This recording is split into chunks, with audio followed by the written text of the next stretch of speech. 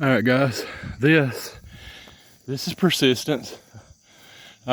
She is also my friend. She resembles Thomas a lot. It could possibly be a sister. Are you kin to Thomas? Oh, no, but they do look a lot alike. But as you can tell, this is a totally different place. By the way, can you see why I stopped here? Can you see why the narcissist could not keep me away from Middle Tennessee? I tried to move to New York once when I was in my 20s, but the narcissist pulled me back. But this, what you see here, I'm 50 now, and this is why I stay. That, and I met my beautiful wife here, who is from Nevada. She tells me it's pronounced Nevada. I say Nevada, but that's to be debated. She moved here years ago, and God put us together a couple years ago, and it's been wonderful. So just look at that, guys. It's beautiful. But this right here is where I take my walk, and this is my 1 mile. Sorry about the traffic. This is 1 mile. I didn't get here overnight, but this is a nice, beautiful place to just kind of rest for a minute after I got my mile in, and dry off, get a little swig of water in me. That's always refreshing. I always wanted to try something.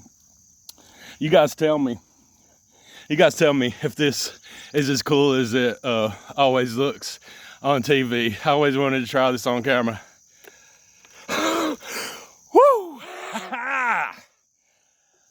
That's rejuvenating. Was that cool? All right. So I told you in the last video, you met Thomas formally. Finally, we've talked about Thomas a lot. He doubted me in the beginning, but now he's a friend. If you didn't catch the last video, you might want to go back and watch it so you can fully understand this message, because I didn't show you that video to introduce you to Thomas, really. I showed you that to introduce you to Bird Dog. Now, take note on the conditions. If you watched that last video, kind of get a mental image of where I was at and all. And keep that in mind as I tell you this story. So, I left the narcissist once after me and my wife got married. And I was raised in a wolf pack of them. They know every manipulation tactic and just how to make you feel like a terrible person, all the while wearing a smile and knowing they're really the ones who created the situation. But I left all that because I just couldn't put up with it anymore. I'd been on my walk with the Lord for about 7 years, and I was so totally serious. You chosen ones will know what I'm talking about. I was leveling up, and as I was leveling up, it seems like they were leveling down, but they kept stringing me along anyway. So finally, the time that I put them down for good, this time around, I started realizing some things about myself. And it wasn't that I was around narcissists anymore. It was that in being around narcissists all my life, I'd taken on the traits of narcissism, and in a weird kind of way, it's narcissism, victimhood mentality 101. I finally got someone in my life that I could truly trust. My wife, she loves God more than she could ever love me, and I do the same thing. And it took me a while to realize that she was truly here for me and not against me, and that everything that benefits me will ultimately benefit her. And so we have an open dialect, but it didn't start out that way, because let me tell you, old habits were hanging on to me. I was always on the offense. My wife could, okay, let me give you an example. I was making up some breakfast. Now my wife cooks and I cook too.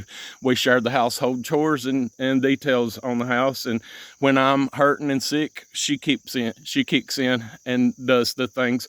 And when she's hurting and sick, which she is right now, I kick in and I do the things. See, that's the real leader of a household. We just do it to get things done, and we don't sit back and see who's doing this and who's doing that. We just pull together and we do it, and we keep an open dialect. And that's something that was difficult for me, because I was making gravy. I'll give you an example. I was making gravy, and my wife comes over and she says, well, honey, she said, I usually put a little more milk in at the end, is how I do my gravy. And sorry, the normal person, or I don't know how to say it, because I don't even know what normal is, but you're not, I immediately took offense rather than inquire exactly what she meant by that. And my reaction was exactly, what I'd grown accustomed to do after 50 years of living around nothing but narcissists. I threw the spoon down. I didn't throw it. I laid it down. Ladies, don't get upset with me. I ain't throwing things at my wife, honestly. I just dropped the stuff on the counter. I stepped back and I said, okay. I said, well, if you can do it better than me, then you do it. And I walked away from that. And later on, conviction hit me, and I thought, well, that was not really nice behavior, especially when I seen my dear wife's eyes welling up as if I'd hit her puppy dog or something. Just like you would think, she has such a big, kind and loving heart. But then after that fact is when I inquired to her, and we actually had an open dialect. And the thing is my wife just has a sensitive palate when it comes to pepper. And this package of gravy, I can make homemade gravy, by the way. I'm Southern, this is Tennessee. It's kind of a requirement, that and cornbread. But my wife's gonna laugh at that one. I was making packaged gravy, which I don't like doing anyway, but it's just the two of us, and it's all right. It's still good gravy, but it has big old flakes of pepper in it, and my wife's tongue is sensitive to the pepper and also the thickness of the gravy. And after I inquired and took the time to understand that she wasn't doing that from a heart of, well, you just can't do anything right. Let me tell you, that is the narcissist's favorite thing, to make you feel like nothing you ever do is right. You're their whipping post, man, and you got to get out of that. But when you find a true relationship, someone who is really here to prosper you, not to harm you, some of those past patterns come out, and praise the Lord, God shows them to me, and I try to fix them. And that brings me to this: bird dog, that was me. And sorry about that. Oh, here's another one. Every day, brothers, I understand what the Apostle Paul and all those wise men is talking about. I think I do. The more I think I understand it, the more knowledge and wisdom God gives me. Praise be to him. But you've seen the way I stepped on old Bird Dog back there. That was Bird Dog trying to stumble me on my path. See, old Bird Dog looks like a regular old piece of road. He looks like he's stable, and he looks like he's strong. He kind of looks like me, except it's old patterns, old behaviors, the old me trying to come up into the new me's life. We have to be renewed in our minds each and every day. We have to strengthen our minds. We have to recondition our minds. And when the Lord tells us and shows us that there's something going on with ourselves, we need to address that and correct that behavior. That is exactly why he says, take the plank out of your own eye before you try to remove the splinter from your brethren. It does not say don't help your brethren remove a splinter. It just simply says remove the plank from your own eye so you can see clearly how to help your brothers. And that's what I like about Dev. Shout out to Dev. Dev kept going. He's really inspired me. I didn't know there was anyone else like me out there, but I'm starting to see, God said when, I forget the prophet, he said, I'm the only one. I think it was Elijah, I think it was. And God's like, no, I got 7,000 more like you. And I'm starting to see that there are a lot more of us, brothers, sisters.